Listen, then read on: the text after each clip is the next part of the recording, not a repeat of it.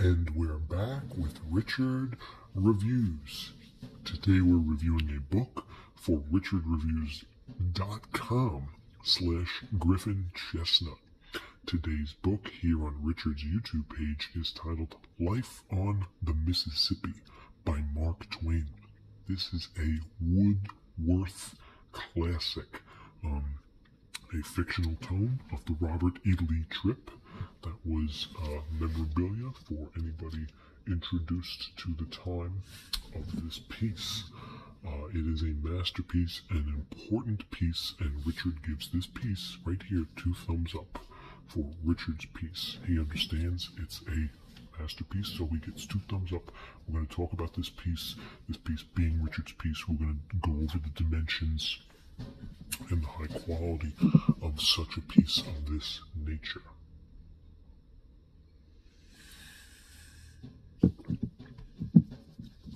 What we can wish to obtain from a piece like this, and the taste, the sense of smell, the sense of smell that you can get from this brings it back to ourselves in some sort of a past that we've forgotten. And it touches on all the senses, sense, taste, smell, sense, taste, and smell from Richard himself. Life on the Mississippi by Mark Twain is a cultivated classic that is nonetheless known by many. It is also nonetheless known by few. Every day we make it, and every day we make it the best we can. This is Richard's motto. He falls in line with this according to the cultivation of immaculate turbulence through the 1980s.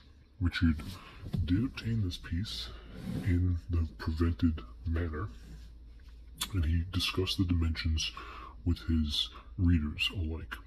Richard started the Reader's Book Club in that same year, where he developed a philosophy, and it was shown that this philosophy is brought about on that notion.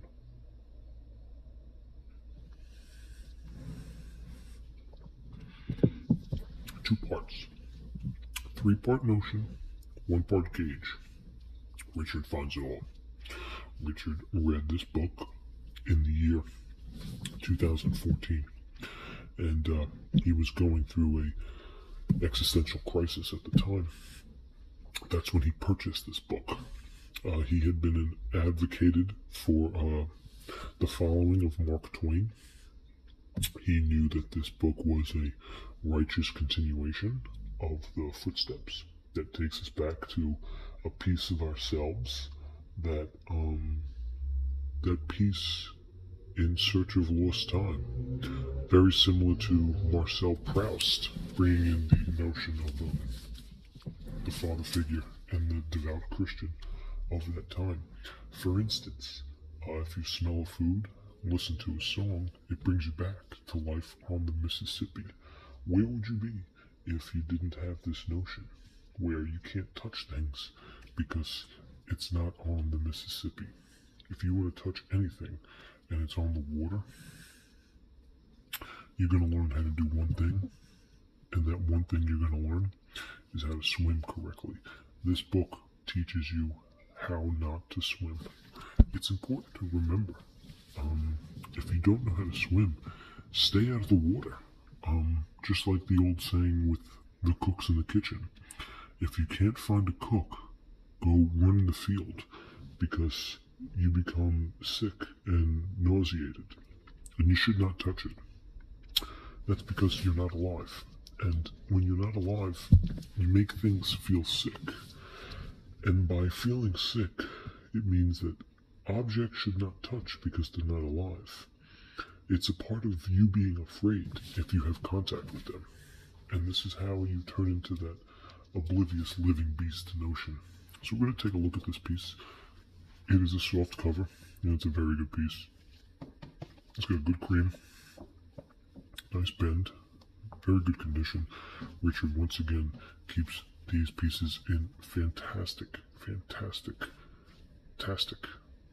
fan condition. This piece is no exception.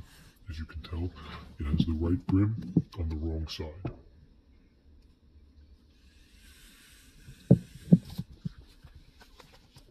So, let's take a look at the bottom. The cover, Life on the Mississippi, Mark Twain. Bottom condition, very good cream. Side condition, very good cream. And top condition.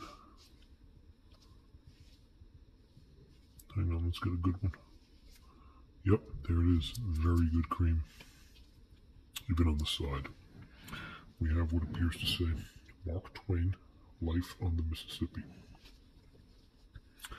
Wordsworth Editions. Wordsworth Editions.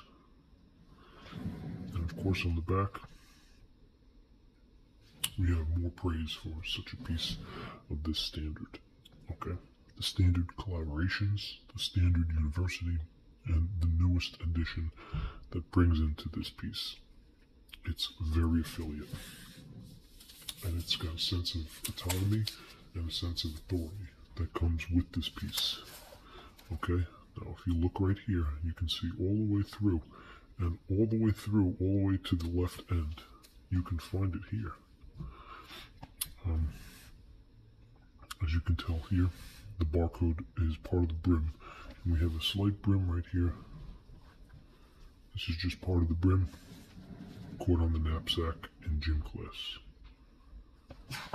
Okay, now, inside the piece, we have a fantastic repertoire of what it was like living on the Mississippi in that time.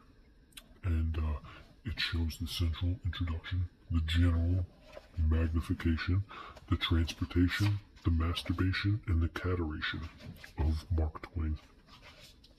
A beautiful piece, and it really brings the notion back to what it is to live like a barbarian in the time of the Mississippi River.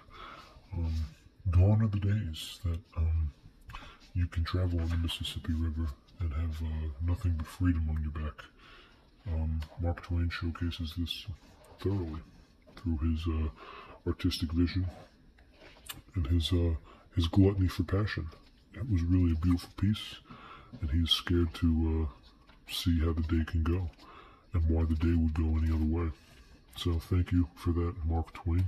You've done a wonderful job giving us a beautiful piece. We have Richard to thank. Richard, once again, giving us a beautiful piece such as Life on the Mississippi.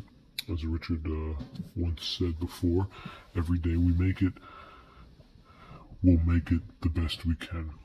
And that's an original quote from Richard during his time reading this in the year 2014, and he was ultimately very fortunate to obtain a piece such as this. So thank you, Richard.